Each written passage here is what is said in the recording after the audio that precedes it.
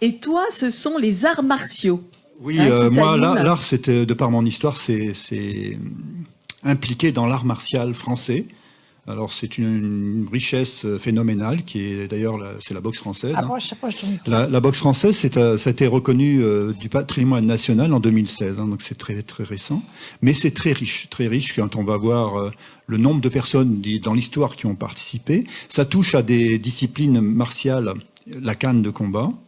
La canne de combat, qui est en gros l'ancêtre de l'escrime, qui a toujours été pratiqué. Ça a été un éducateur dans les armées, dans les écoles. C'était très, très développé avant les deux guerres. Après les deux guerres, bien sûr, il y a eu quand même un sacré écrémage humain. Triste, mais qui est quand même humain. Donc il y a une renaissance, et cette renaissance-là, j'y ai par chance participé.